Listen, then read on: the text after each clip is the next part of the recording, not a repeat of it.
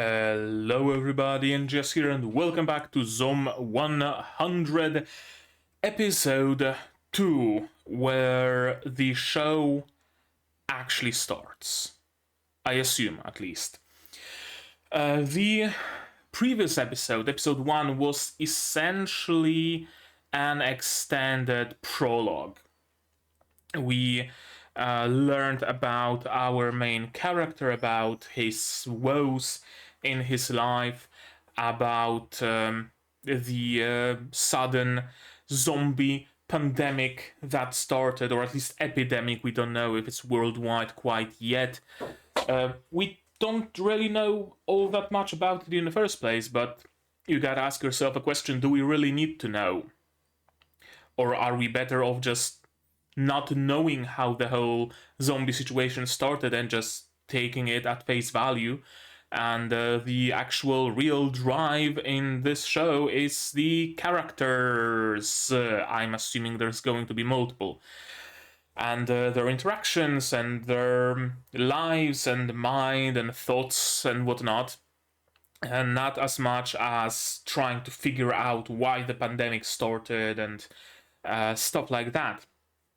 But yeah, to sum it up briefly, in the first episode, we got a little bit of a fast forward through our main character's life, how he got to a company. It was very nice at first, but then it turned into a very, very black company, essentially an abusive relationship, and he was stuck there.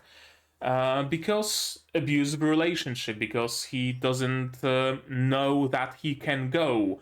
He doesn't even consider leaving. He doesn't even see the company as a black company anymore. Thankfully, a zombie apocalypse started, and that immediately and literally brought color back to his life. Everything is colorful now, everything is dynamic, some amazing camera shots. Zombies stained with technicolor blood, and he's alive again. He's alive now. He was able to confess his feelings towards one of his co-workers, zombified, but still. He was able to resign from the job that didn't really exist, but still. That didn't really exist anymore, but still. Right? He was able to do all those things, and now he can finally start living. He finally got his bucket list in order, noted it all down in a in a notebook, and he's setting off to fulfill his 100 goals in life before he gets turned into a zombie as well. And that essentially sums up the previous episode. It was entirely an introduction, but I feel a very needed introduction. Because we could have started just with him being at the job, being dead and with baggy eyes, tapping at his computer, going home, waking up, oh no, zombies. And it would also work because many zombie shows and zombie books and zombie media in general start that way. But we got much more. And that gave us, for example, the contrast of him slowly getting zombified while working at that dead-end job, and it was the zombie apocalypse, paradoxically, that unzombified him, that brought him back to life. So, entirely a prologue, entirely an introduction, 24 solid minutes of a prologue, but I feel it was needed, and I don't regret watching it. Sometimes when a show takes a long time to start to spin up, it's endless prologue, and you're starting to wonder where will the action actually start. I did not have that feeling this time around. Because despite everything, the whole episode being just a prologue, it didn't drag. And the remaining part of the episode that wasn't just him at his dead-end job, it was entertaining, it was dynamic, it was great, it got my blood pumping and my face smiling. And I hope This episode will get my blood pumping and my face smiling even more than the previous one. That, of course, remains to be seen. And to see that, we will, of course, need to, well, watch this episode. And to do that, you will need your subs, of course, to follow along with me. I'm gonna need my sound to hear what's going on. And I'm also gonna have to ask you guys for your support. Support the channel monetarily on Patreon, for example, link down below, or not. Share my content, spread the word, costs you nothing, helps a lot. And with all of that out of the way, we can start watching episode 2 of Zom 100 in 3, 2, 1, go.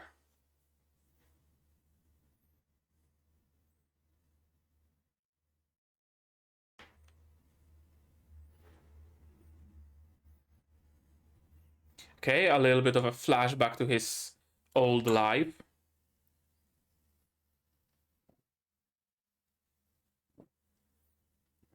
A dream?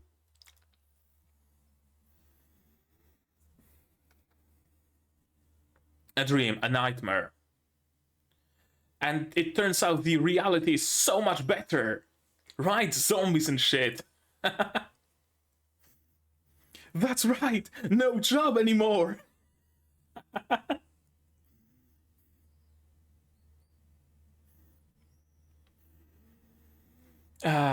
I love this contrast of instead of zombie apocalypse happens, everything goes to shit. Zombie apocalypse happens, everything gets better. Yeah, you go and have fun. Yep, that's the opening theme. And I love it. The Samurai Girl, that would be second one this season, at least as far as shows I'm watching are concerned.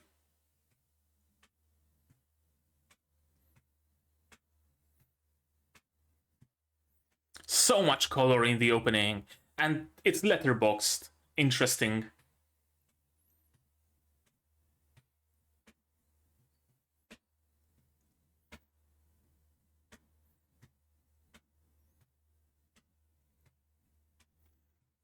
That's the scene from the movie he was watching, and some first episode scenes. Yep, yep.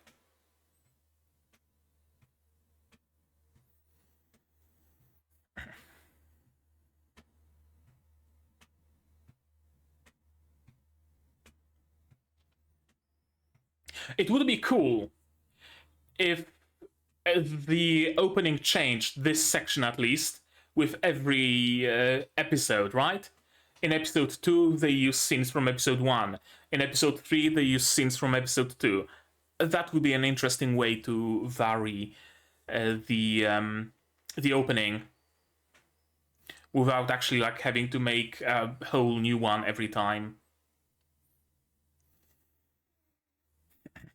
Finally has the time to clean up his room.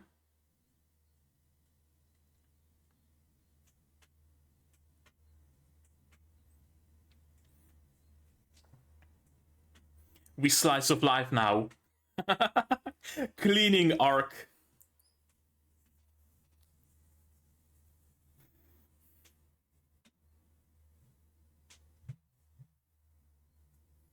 Empty. Beer? Beer. Of course.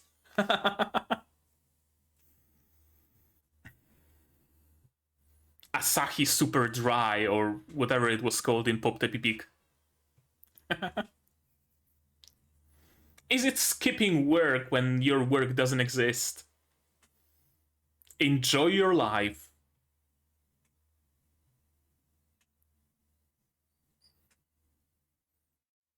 Nectar and ambrosia.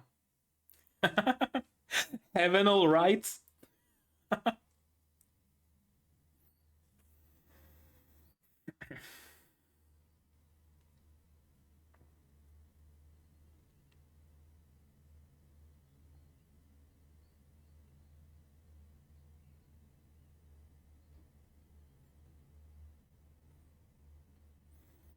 Forward, forward, forward.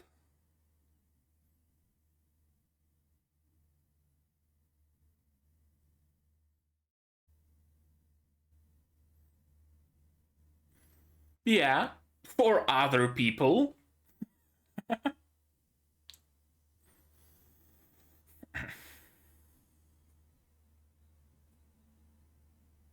As long as you have enough. No more beer?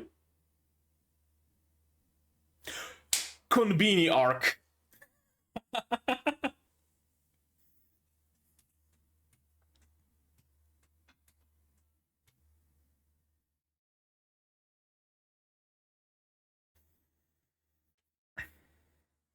You need to get more somehow.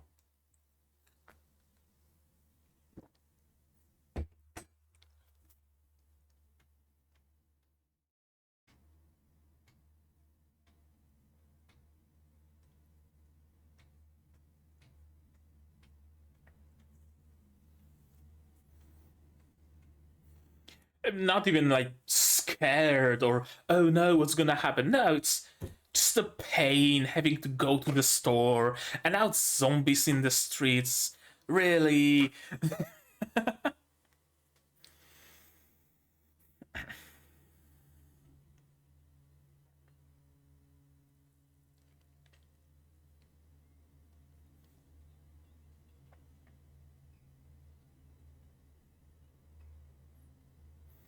Is this a movie?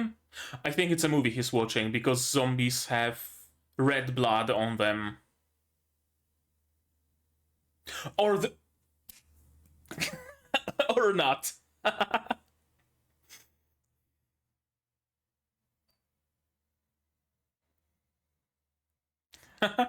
Perfect contrast in how two different people perceive this situation. And that's a photo of a stone wall.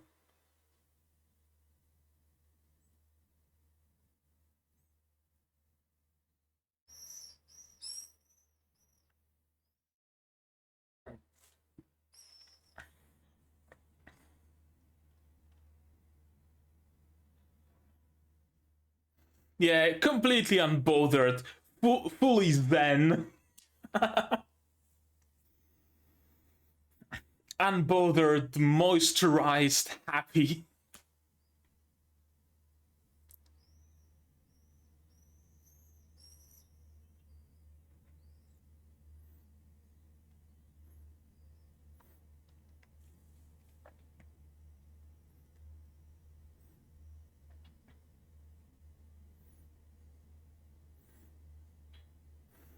Okay, so now zombies don't have technicolor blood on them. Oh, some of them do, I guess. I thought it's gonna be something constant that they are all stained with technicolor blood. Now they are, and they're CG.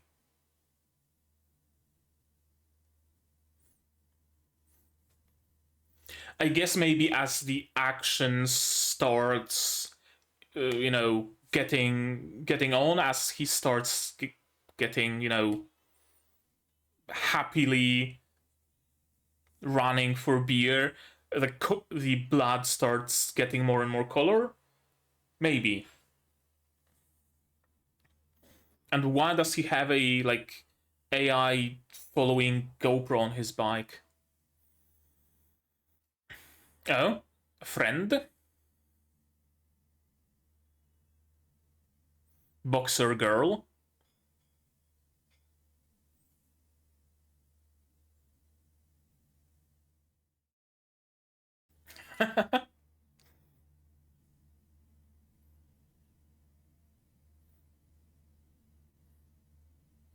She doesn't look scared.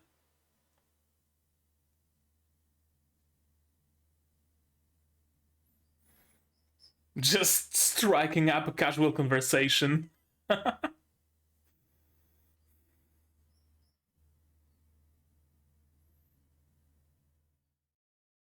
Purple hair.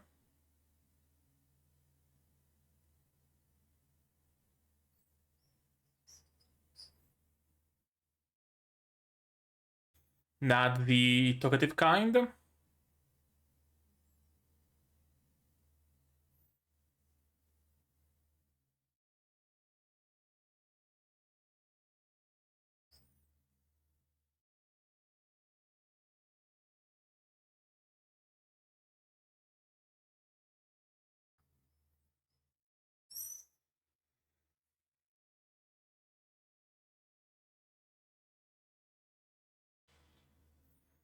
I mean, to him, it's very high priority.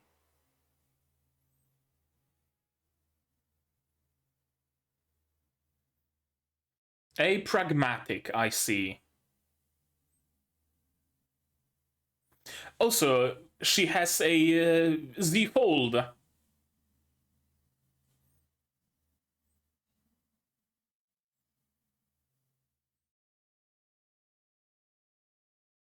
Oh, okay. I guess that solves the issue of the zombies. Is her friend driving that truck?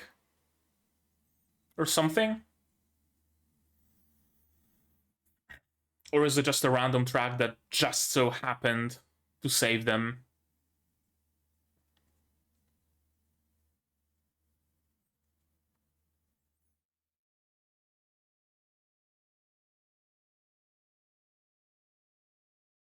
At least the beer is safe.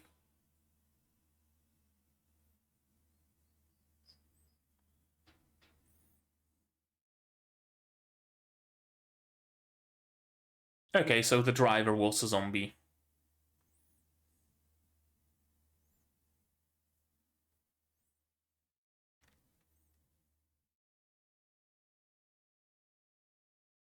I mean, she at least lives in the area, so. Did you get toilet paper, 2-ply, and instant noodles? Or did you forget about your neighbors? Some great music. Reminds me a lot of music in Doro Doro. Yeah, this track definitely has some heavy Doro Doro vibes.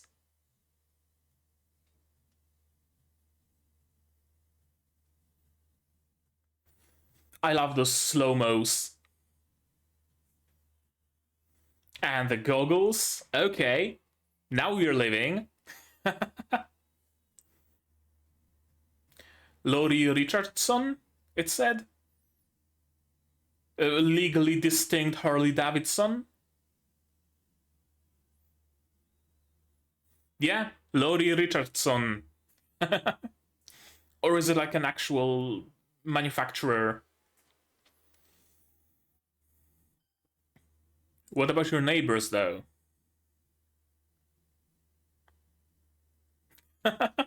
You gotta be positive in life, right? Are they already zombies?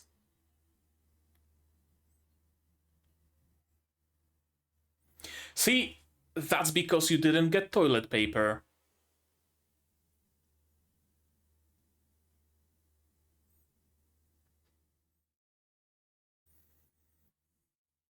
Yeah, a little hit of reality that people that I know are actually dying.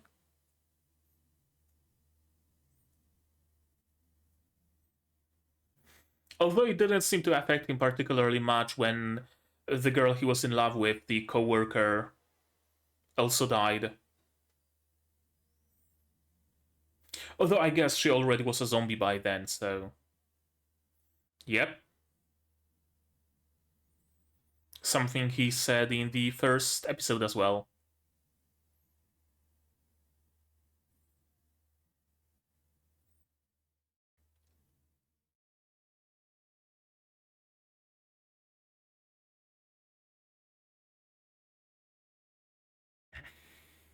I think it's actually word for word from the first episode.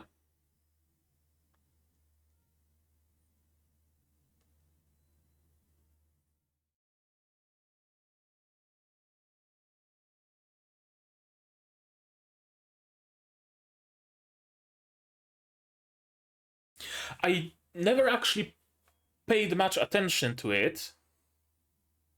Try dreadlocks, okay, sure. But uh, Japanese use Arabic numbers. I never actually like paid attention to that. It always was something, oh, it's a date in a gacha game when the event ends, and I can somehow, read it. But yeah, interesting. You'd think that they would have their own characters for numbers. Or maybe they did, but they went out of use. Oh, let me know if you're more knowledgeable on the topic. Ah, nothing better than watch zombie movies during a zombie apocalypse, huh?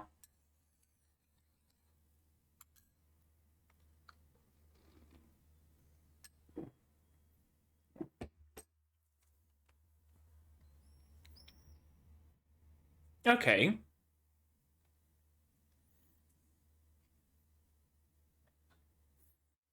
32. Yeah, you can manage. You can manage to think of a few. I wonder if I had to write a bucket list like that, how many could I think of? Could I actually think of 100 of them?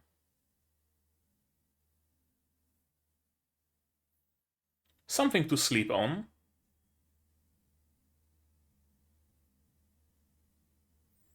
Letterbox again. They really like using Letterbox.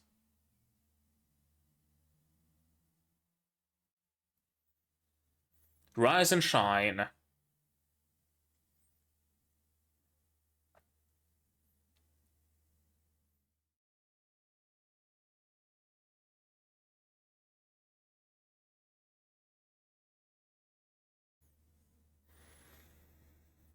Okay, where he focuses on having fun, she focuses on surviving. Training every day, listening to the news, what's going on in the world, taking her protein and zinc and vitamin C and whatnot.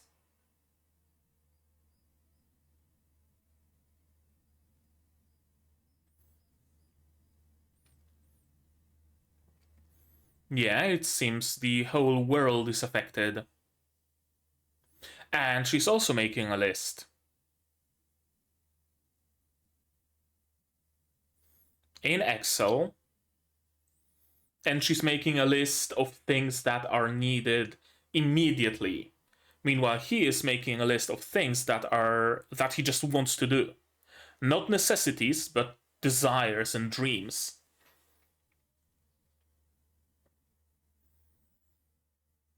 Different yet alike.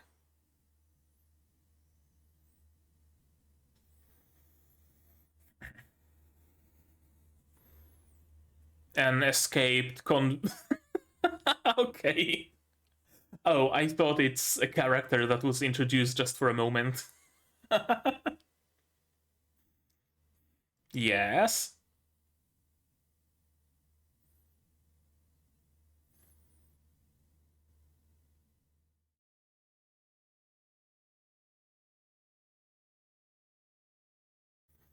Mostly walkers, it seems.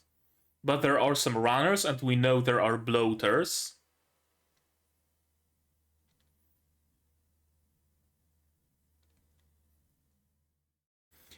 Typo in the subtitles. If you can identity instead of if you can identify. And where better to get your data from than movies? And I guess hands on experience. Oh, so it was her bike that had the GoPro. Okay. Okay, so it's the same time span but from her perspective. Okay, gotcha.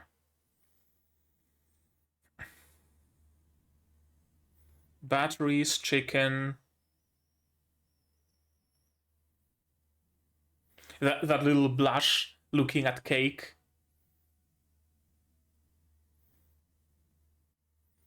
And here comes the stupid ass singing about beer.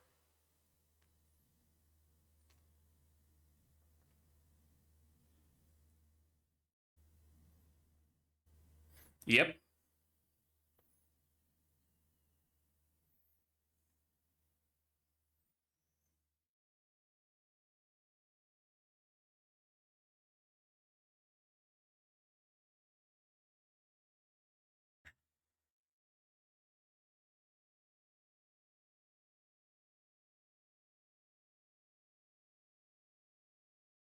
Also, no music in her perspective.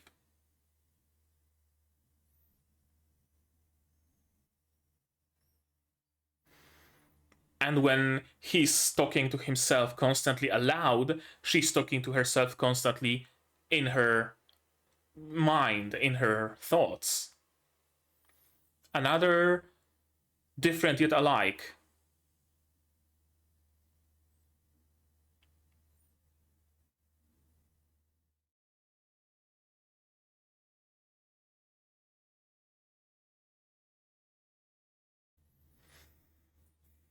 Okay, music kicks in.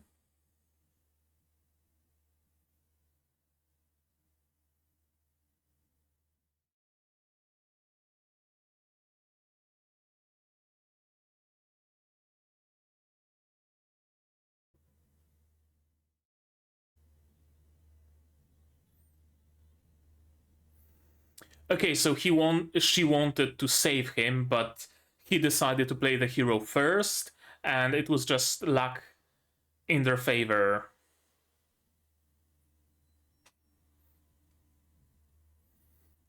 I'm just waiting for which scene is gonna get rid of that letterbox.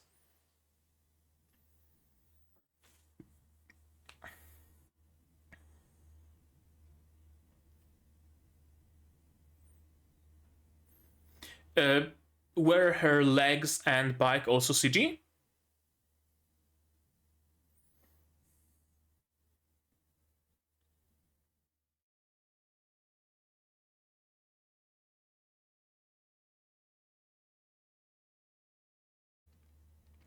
USB-C, hey. Very nice to see that.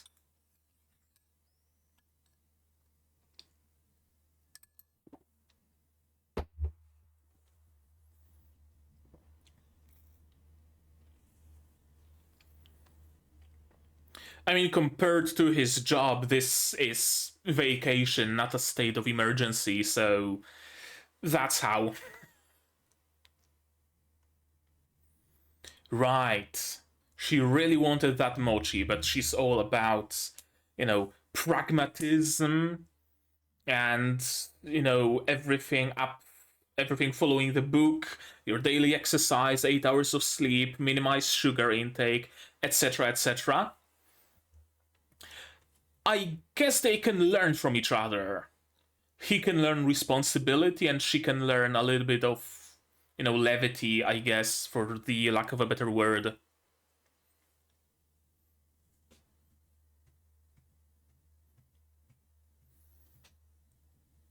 She's prominent in the ending, isn't she?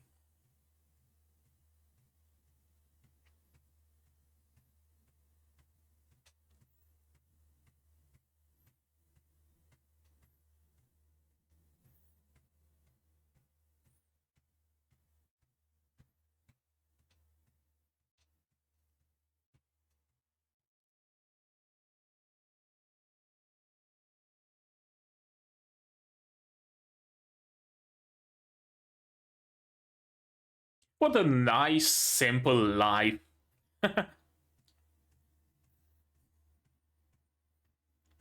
Going on a road trip with friends, having a Yuru camp moment.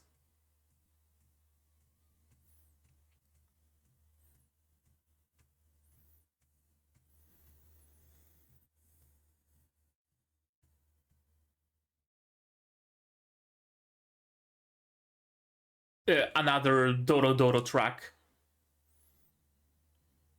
Besto friendo Dadedo. Okay. I really like this show. I really like this show. What can I say? uh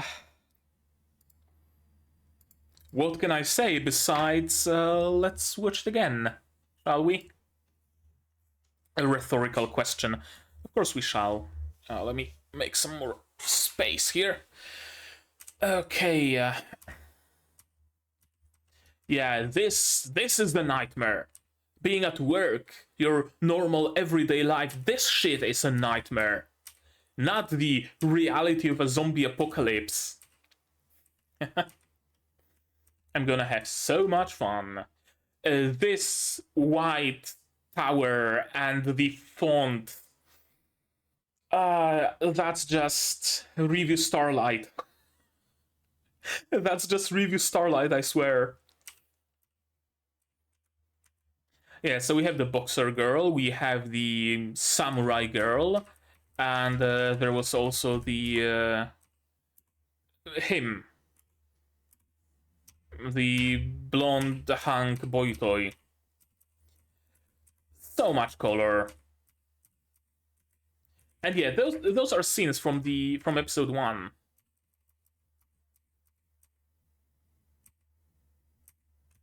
I love this style. I love the combination of yellow and black in general. Throwing trash straight at their heads and finally having the time to clean up his apartment. And even that is like exciting. Even that is fun compared to the job he had. Absolutely. Absolutely, I can see that being the case. When I had my first job, 8 hours being a code monkey, 2 hours getting to the job, 2 hours getting back, so in total like 12 hours or so. After I lost that job, being able, like having the time to cook food instead of getting takeout or instant ramen or counting on my mom to prepare something for me, cooking it myself because I had the time. To many people it's a chore, right? Having to cook food, they meal prep and whatnot, but being able to do that was great. Being able to go shopping, being able to, again, clean up my desk, clean up my keyboard, simple things like that. So I can fully empathize with even cleaning being fun. And although cleaning might not necessarily be fun, I'm not a huge fan of like having to wipe off all the dust and whatnot. Being in a clean environment, that's great. That's fun. I love it. We painted our apartment recently, and after everything got painted, after everything got cleaned, I cleaned up my keyboard, I unscrewed all the screws and did a deep cleaning. It's so nice to have like clean walls and clean keyboard, and admittedly my desk is a little bit of a mess right now, but I'm gonna clean it eventually. So yeah, good on you. Good on you, my dude whose name I've forgotten. Good on you for cleaning. And a beer. Enjoy your life. He will. Of course he will. Aerial footage of the Tokyo. Of course. Situation's fucked. As we expected. I wonder if those posters on the walls are references to something. Things are pretty bad in the world indeed. Doesn't matter. Fuck the world. Beer. Beer is what matters. And yeah, until beer runs out and we get some really nice sequence of just jumping between poses. Pose, pose, pose, pose, pose, pose, pose. Getting more and more ridiculous. Classic trope. And yeah, we are in our daily life, slice of life arc, and in the Konbini Run sub arc. And again, it's not that, oh, it's dangerous, will I survive going for beer? No, it's a pain in the ass having to go through all those zombies. But beer! But beer! And amazing contrast with how other people take it, right? We're not gonna survive, don't give up, we can live, but no, what can we do in that situation? It's all pointless, what the hell do we do? And there's this guy just sliding down the the pipe, going for some beer, without a care in the world. I wonder, is the railing CG? It might be, because the texture also like shifts perspective, or maybe they just skewed the image of the like stone texture. Oh, but it's just a photo, I think, with some like posterization filter applied to it. What are you doing? Oh, like the stairwell was filled with zombies, so yeah, take my hand. We're still safe here. No, no, thank you, thank you. It's nice to meet you, but I need to go fetch some beer.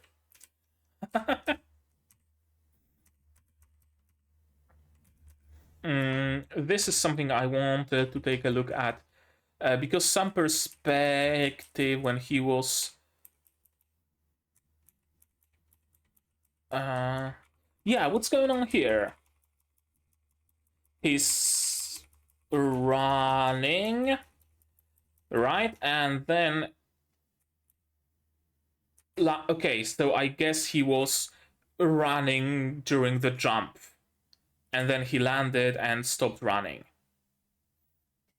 Yeah, I wasn't sure what the hell was going on there. Was he just, running, but they used running animation for jumping? Or was he like running on the roof, but the pace of running to how he moves and the what am I call it, the perspective was screwed, or what was going on? But no, he was just swinging his legs during the fall. Their numbers have grown since yesterday, and yeah, we see all the zombies here have red splotches of blood. All the blood is red. Now we're getting some red adjacent colors, right? Orange, yellow, a little bit of purple.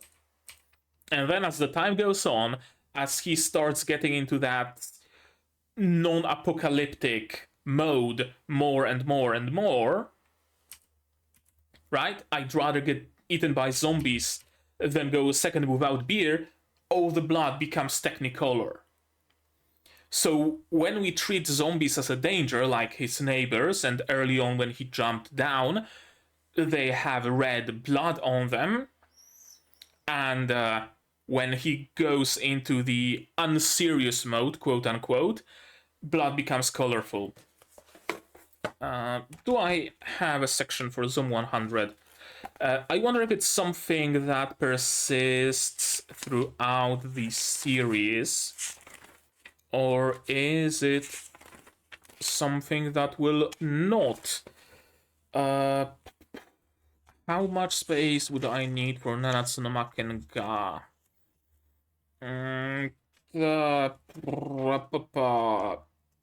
Let's say here-ish should be fine. Zom 100. There we go. Blood is red when serious, colorful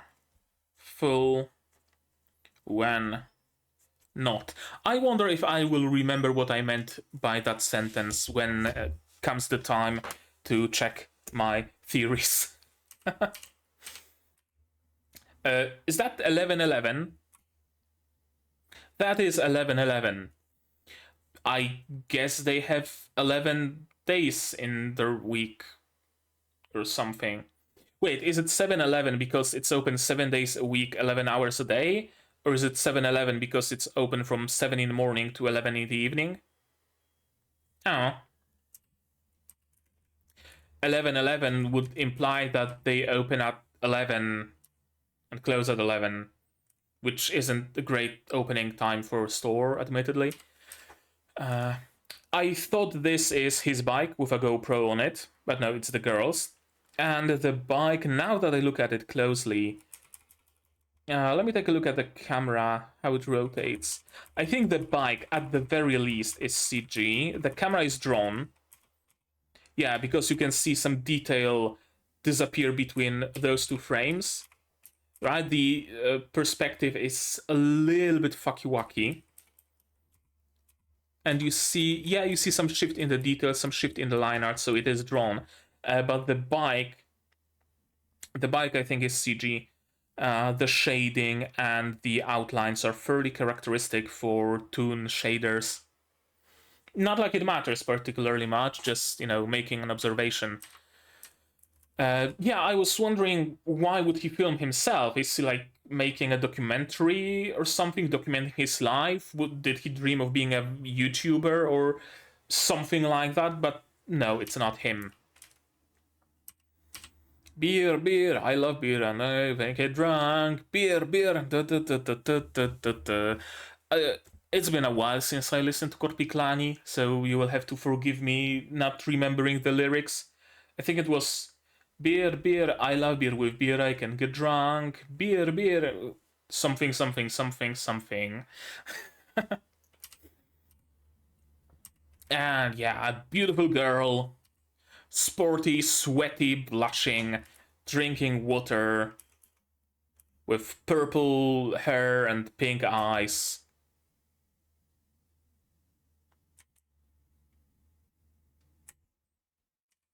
And again, his biggest the thing that occupies his thoughts the most isn't, oh, a survivor, a fellow human being who also survived. That's great. Humanity stays strong. Indomitable human spirit persists yet again.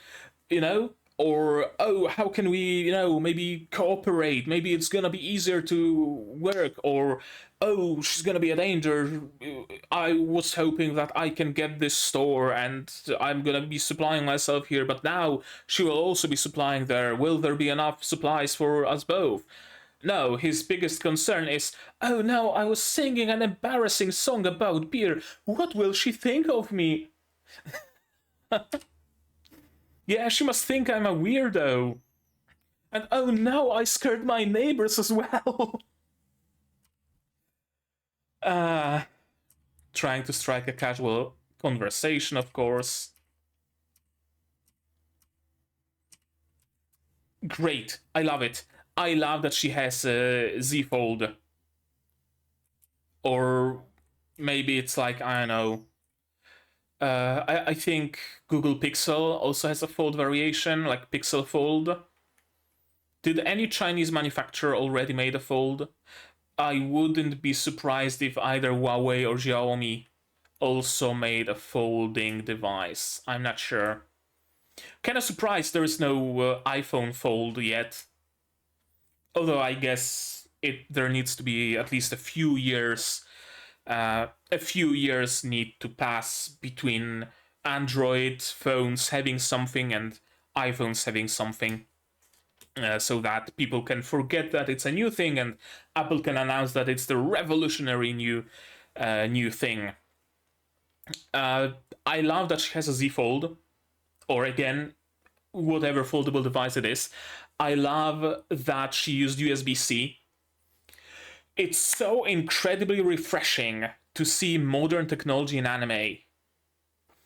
Usually, usually anime that is set in, broadly speaking, our world. And by that I don't mean a fantasy world, but either Earth in the now, or in like years a little bit past, or Earth in the future. You very rarely see the like now, right? You see technologically early 2000s people having flip phones, using USB-A, using SD cards, playing on their Game Boys, having CRT monitors, stuff like that. Or you have the total future where people somehow decided that a monochromatic display is okay and everybody has monochromatic displays, and there are holograms and completely translucent phones and stuff like that, like, I don't know, Witch from Mercury, for example. But you don't see the like now very often. where we have USB-C, foldable devices, maybe some drones, maybe a GoPro, like in this example. You very, very rarely see that. So it's incredibly refreshing. Can see myself teaming up with someone who doesn't know how to analyze risk, of course. But you are all about analyzing risk, so you have an existence, not a life. I guess maybe that's gonna be something they tap into. That she exists and she lives for the sake of surviving another day. Meanwhile, he lives for the sake of living. And it just so happens that he can survive another day. And if he can, that's great. If he cannot one day, oh well, we had a good run. Of course, trying to play the hero, getting cabedoned on the floor by a girl. What would be the equivalent of a cabedon but on the floor and not on the wall? Because don is the sound and kabe is wall, so what is floor in Japanese? I don't know. I thought initially it might be like her friend, her fellow survivor, crashing and saving her, but no, it was just a random zombie and just a random occurrence that just so happened to help them a lot. She was badass and pretty too, indeed. Perfect combination. First time that he actually got scared of a zombie, I think. And probably mostly because he looks like a little bit like him. So he kind of saw his potential future in that zombie, and not because it's a zombie and it's dangerous. And now, wait, I want to see something. Blood is red. Yeah. We are currently in serious mode, mostly. Any more zombies chasing him? No, it's just the same zombie. Yeah, I was wondering if we will see like red blood, and then he finds the Vespa and starts driving and laughing about it. So zombies are Technicolor now. I guess they mostly are Technicolor. Yeah, the blood is Technicolor. There are some splotches of like red blood. This one has fully red blood on him. And wait, is that Vespa CG? I think it might be. Littered everywhere with bikes and scooters. Yep. Mostly red blood, I think, with some Technicolor blood. And also those zombies in the mirror were running in place. Blood red. Red and red. I love this slow-mo moment. And I love this track. It really reminds me of Doro Doro tracks. Mostly the ones that would happen in the second half of the show when they got to the world of mages and there was the festival and whatnot. It had very, very similar tracks. And he finds his dream CG bike. Doing video game stunts, and now... No, okay, so I guess that destroys my theory a little bit, because blood on the zombies, I would expect it to be colorful, because he's having fun more... he's having fun with his bike more than running from zombies for his dear life. So I really would have expected the blood to be colorful. But it's red. Stocked up on beer, met a cute girl, got a dream bike. I mean, what else do you need, really? Well, neighbors who are alive, perhaps. Alas. Also, something I noticed, he has the goggles to protect his eyes from, like, stray flies and debris. He's not wearing them, though. It's a surprisingly common trope of characters in anime who have goggles on their forehead but never actually wear them, or very rarely, like when they enter super serious mode and pull out double guns from their backpack and start shooting, or something like that. I guess it's similar to people never fucking wearing helmets in any media ever. I think it was only Goblin Slayer who actually bothers to wear a helmet.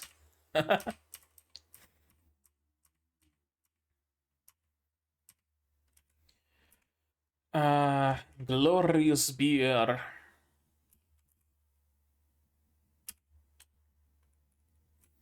We could die today, yeah, the speech from the previous episode, or we could die in 60 years from now. There's never enough time to do all the things we want, so we should at least try to do most of them, or as many of them as we can. Confess to the girl I loved, checked. Clean my room, checked. Ride a motorcycle, loaf around and drink beer all day, checked and checked. Try out dreadlocks. I'm waiting to see that. I'm waiting to see him wearing dreadlocks. Ride in an RV, go stay at home. I only have 30. Oh, he crossed out plenty of them. I wonder if there's a translation of that. I'm gonna have to look it up on Reddit or Tumblr or somewhere, or Lemmy, to see if someone actually translated it all. And yeah. Or if you have a link so that I don't have to search for it, leave it in the comments, or go to my Discord here and ping me even, and give me a link or send a file or whatever.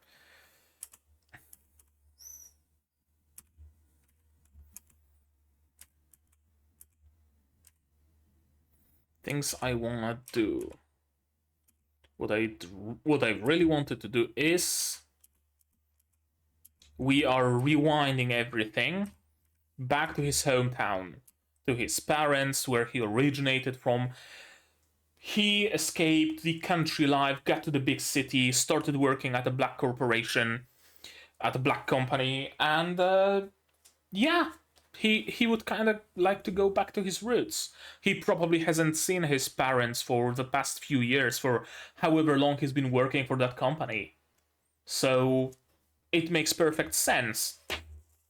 I live with my only parent, and I sometimes have the drive to go visit my home city, for example. Nostalgia is like a big thing in general in us humans as a whole. I have some good memories with my hometown. I have some bad memories, some very bad memories even with my hometown. But it, pulls me a little bit. It does have that magnetism to it. If I were to,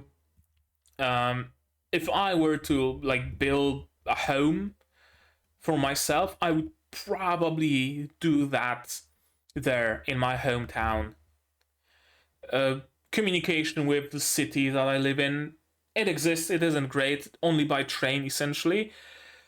But if I had the job where I don't have to like go to work every day, like something home office, or hell, if I were to make enough from my YouTube channel to allow me to live off of it, you bet your ass I would live out there in a town, in my hometown. Not quite countryside. I think it got city rights recently, actually.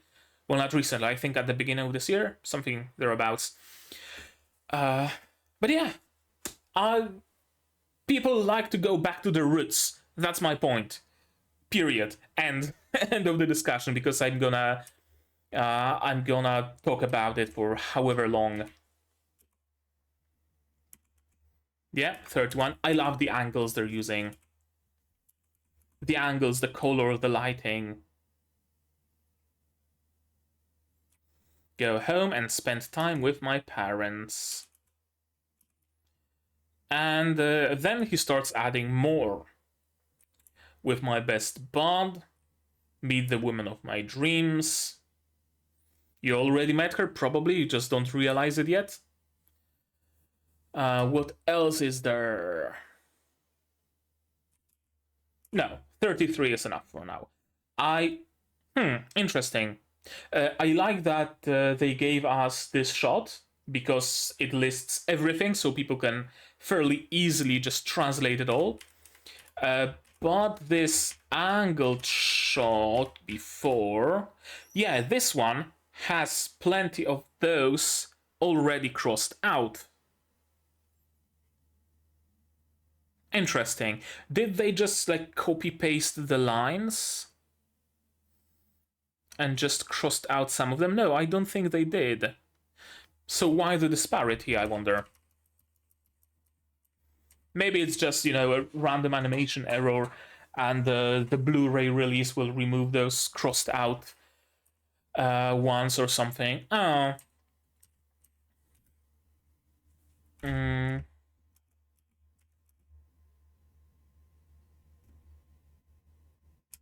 Wait. No, almost.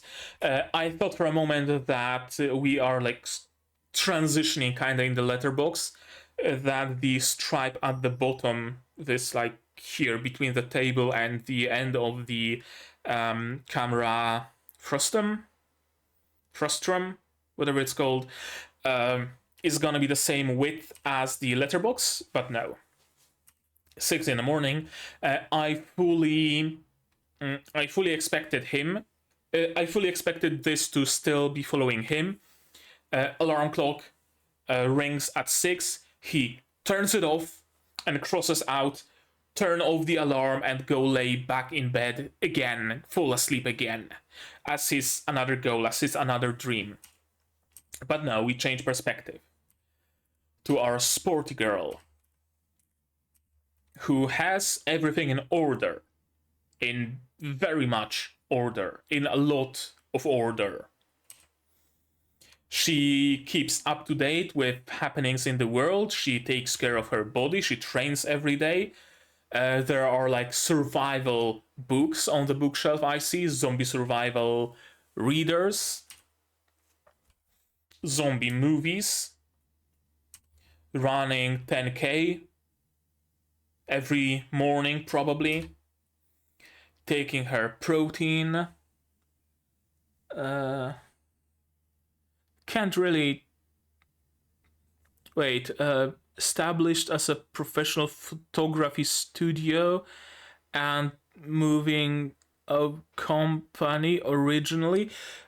C1000 is something about photography studio. MMB protein in. Wait, does it make a text? Ironbug is the first that's legible. In 1972, established something professional photography studio, was the affiliate, and Tokyo something. MMB Protein in 1972 established as a professional photography studio and movie PR company. Naturally Vitamin B in 1972 established as a professional okay, everything is about 1973, established as a professional photography studio and a movie PR company, originally something something. Is this like their lorem ipsum?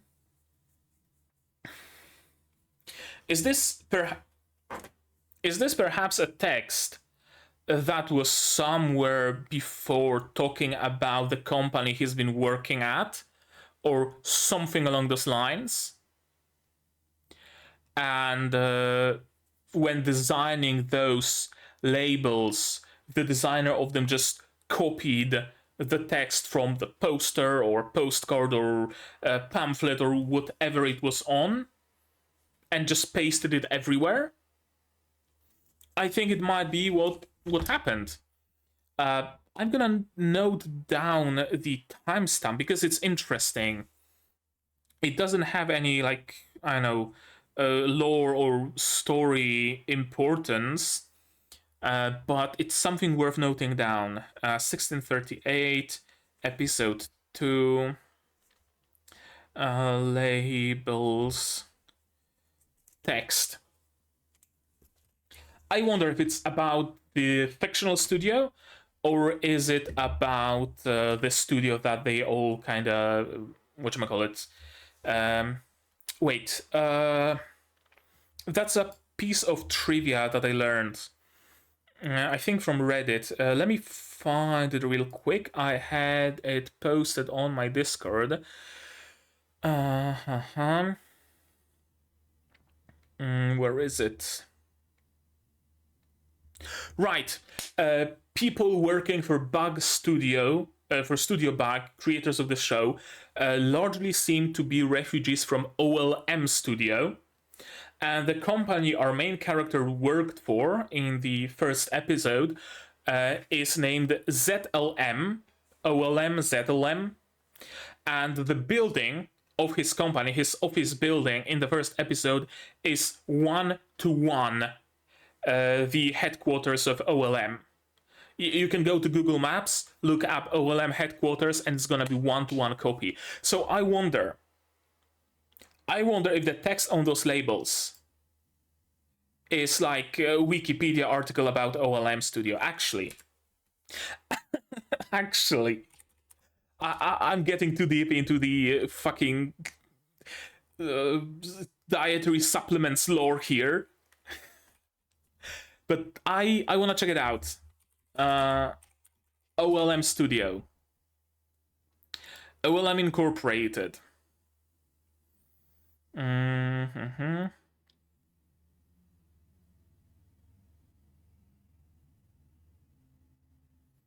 No, that's not a Wikipedia article.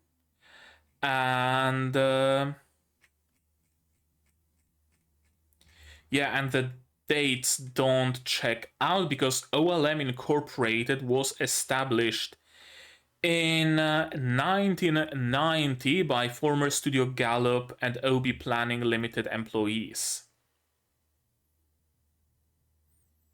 No, wait, 1994. Yeah, 1994, and those were 1994. Those were 1972, 1973, something thereabouts. Okay, so it's not OLM Studio. I wonder what is it though. Calling offices at in different countries. Triple monitor setup, kinda, sorta. Regular 16:9 monitor, a 1:1 monitor, which is not something common. They are very thick as well. I wonder if it's just because thick monitors are easier to draw, or is it actually like a all-in-one PC, and that's why it's so thick, and maybe even has a touch screen or something. There are, I think, specialized monitors that are this thick. Like if you need like super high grade color accuracy and touch capabilities, like people use them for drawing tablets so they can draw directly in Photoshop or whatever without the need to, translate the movements from your graphical tablet on the desk to something that happens on the screen. I'm not sure though. And of course a laptop on the left, some books, some supplements displayed for everyone to see. She's probably working as a programmer or someone related to the IT industry. She uses, it's a Mac. It's a Mac. So she uses 3 different systems. Windows 10 on the laptop, Windows 10 on the right 1:1 monitor, and Mac OS on the middle one. Yeah, because the bar at the top and the little dock at the bottom could be a Mac, or it could be some Linux distro. Can we see that closer? Nice office chair. That's my advice for you guys. Don't spend your money on gaming chairs. Buy a nice office chair. This chair that I'm using right now, it's a Ship of Theseus. I bought it years ago. It's a regular normal office chair, and it's super comfortable. It has a mesh back, it has a mesh seat, And I swapped the seat once. I swapped the arms rests like twice already. I swapped the back piece because, of course, after a few years they would wear down, they would break, and so on. My left arm's rest is held by tape right now, for example, because it's so broken down. But I can just buy new parts without a problem, without an issue, and it's not made of faux leather, so it doesn't, flake off. It's mesh, so yeah, highly recommend office chairs. And she's also making a list, but much more short term, much more immediate, and much more necessary right now. Food and water, sustainable energy source, mental stability. All what she's doing stands opposed to mental stability.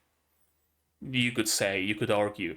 Because, sure, having a routine, keeping a straight and strict regime like she's doing, okay, it might give you mental stability in short term, but everybody needs cheat days.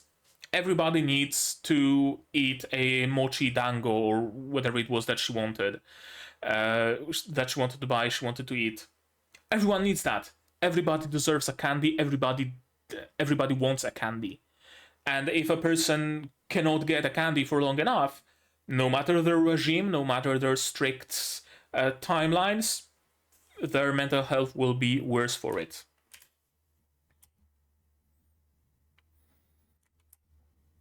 100 things to do to avoid becoming a zombie. A very interesting parallel. He has a list 100 things to do before becoming a zombie. She has a list 100 things to do to avoid becoming a zombie. Very similar because they are both making lists, they are both thinking very similarly, but complete opposites. Almost complete opposites, right? He wants to do the things he wants to do until he becomes a zombie. It's inevitable that he does, but before he does, he wants to live some life. And she has a list of things to do to avoid becoming a zombie. I will not become a zombie. I will not feel joy in my life. I will only do whatever is strictly necessary, but I will not become a zombie. Completely opposite thinking. Have joy, become zombie. Don't have joy, don't become zombie. Minimize sugar intake. Is this hand also CG? Shading looks CG-ish. And I thought this is an introduction of another character, some convict escaped from prison, and they're gonna meet him, but no, it's just a movie. 2 types, yeah. Thinking about types of zombies. I'm assuming she's from a maid cafe or something. Walking and running, and dangerous. 3 types. Walk, run, danger. Why is there that cross on the danger? I guess this is like Japanese way of denoting numbers, at least for tallying. I know it's their way of tallying numbers, but do those characters actually represent like 1, 2, 3, and so on? Oh. Which type? When you encounter 1, your chances of survival increases drastically. Yep. Raw data, getting data straight from source, so getting out there in the into the world. Salad chicken is like pre-shredded chicken or something.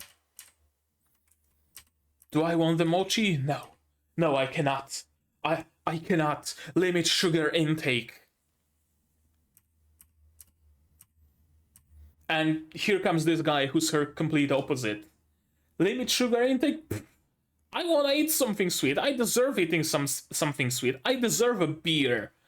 I couldn't drink a beer so many years. Now I can. Fuck the zombies, fuck everything else. I want beer. And she's so absorbed in her internal monologue that she completely tunes him out. And she only packs the necessities: batteries, water, and toilet paper. 3 pillars of human civilization.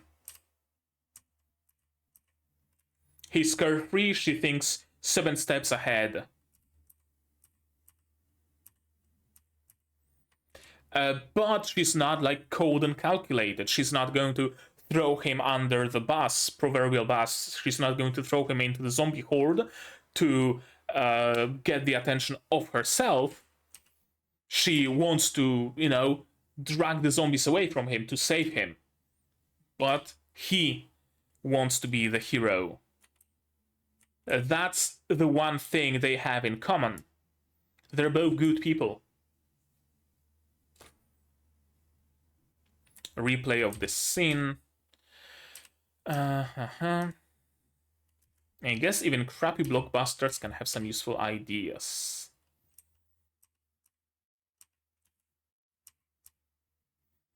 Who knew a single beer could make someone that happy in a state of emergency? Yes!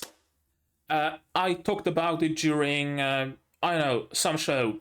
Military MREs and all sorts of MREs, not just military, but for firefighters and policemen and whatnot. At least in Poland, maybe it's not the case in other countries, all of them include something sweet. Polish military rations, I think one MRE contains a bag of lyophilized, freeze-dried fruit, 2 sour candies with vitamins in them, I think vitamin C candies mostly, and 1 coffee candy.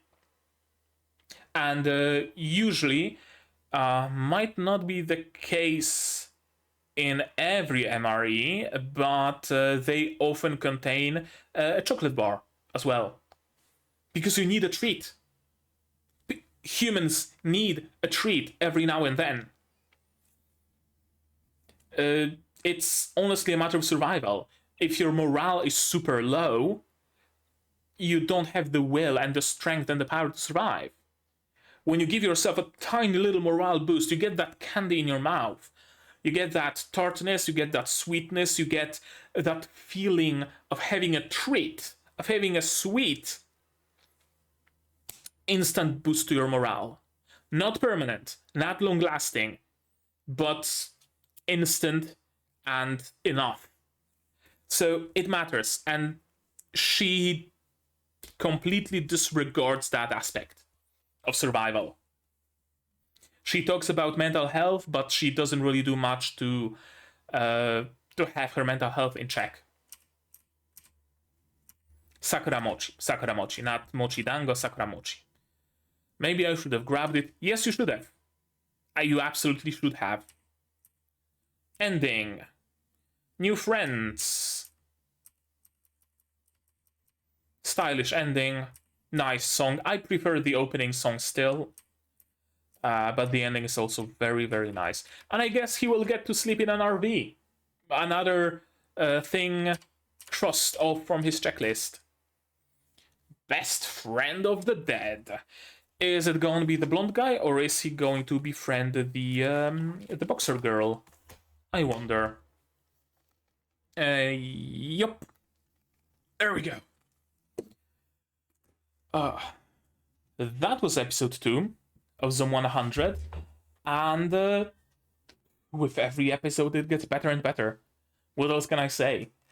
I really liked the inclusion of second viewpoint, same time span but different point of view. That was nice, and that gave us the perspective of someone who also lives in a zombie apocalypse but takes it completely differently. We've seen people panicking, and that is most people. Our main character does the opposite of panicking. He's mostly carefree, and that's a rarity. So far, he's the only one. And now we have another way of dealing with that, so preparing. Preparation, preparation, preparation, preparation. Pragmatism, preparation, and preparation, and preparation. So we have 3 different ways of dealing with it already. One most common that isn't really interesting, so whatever, let's not talk about it. But being carefree, being prepared, those are 2 things. I'm assuming the samurai girl will be the archetype of fighting against the zombies, and the blonde guy will be the archetype of trying to be the hero, maybe. It's kind of suitable for him, maybe. I don't know. I don't know him as a character yet. He hasn't appeared after all. But yeah, I thought that. No, I didn't. I fucking didn't.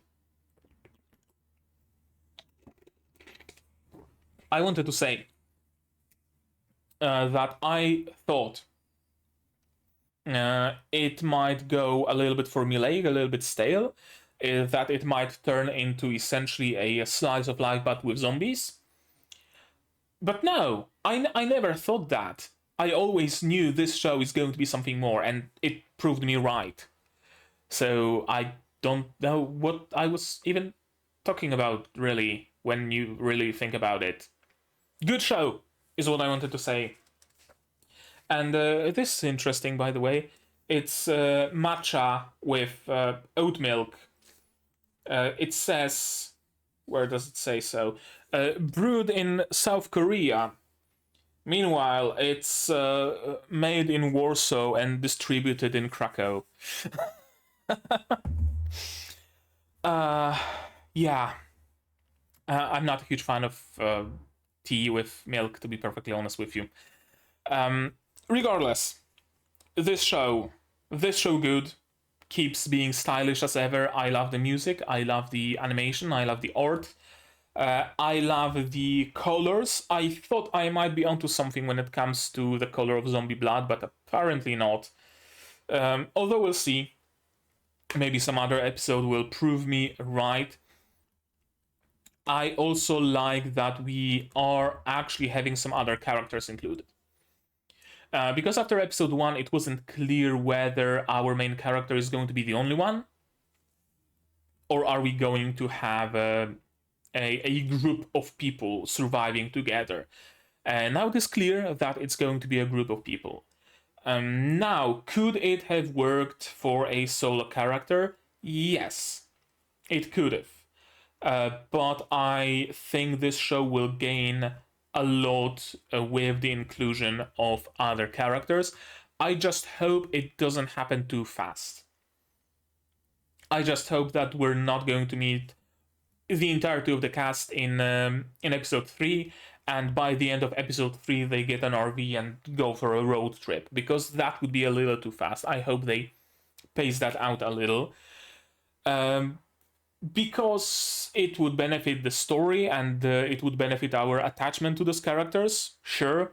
But also for my benefit, it's much easier for me to remember characters as they slowly appear than to get a cast of 17 characters in episode 1 and remember all their names.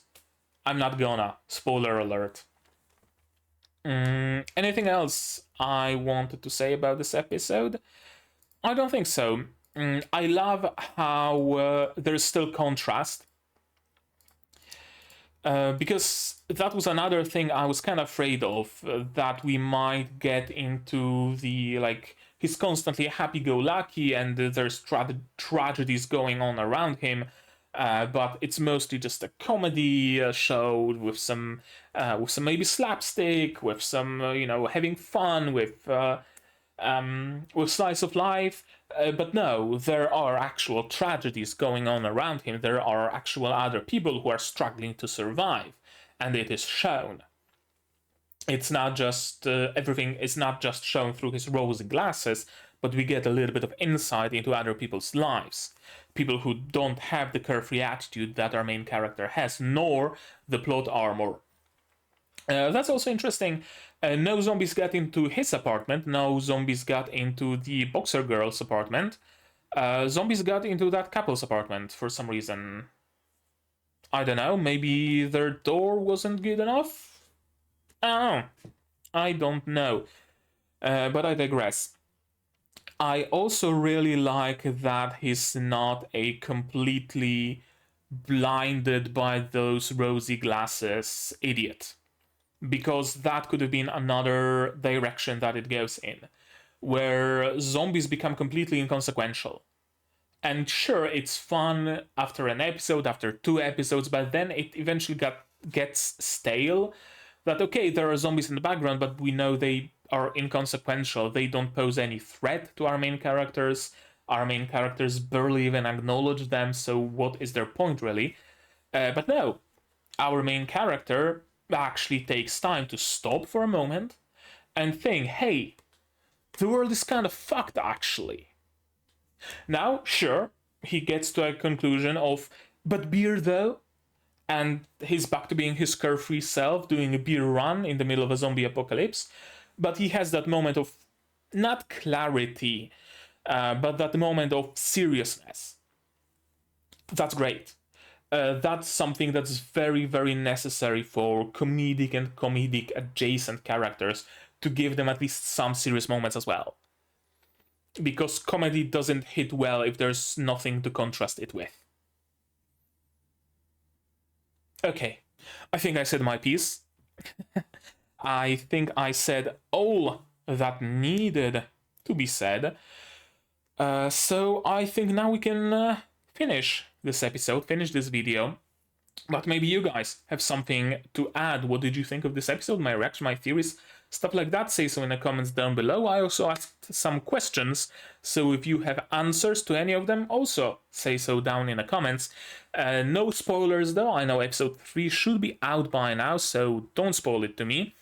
If you do want to talk spoilers, my Discord is up here also in the description below. You can join it for free and talk spoilers to your heart's content in the Zom 100 channel.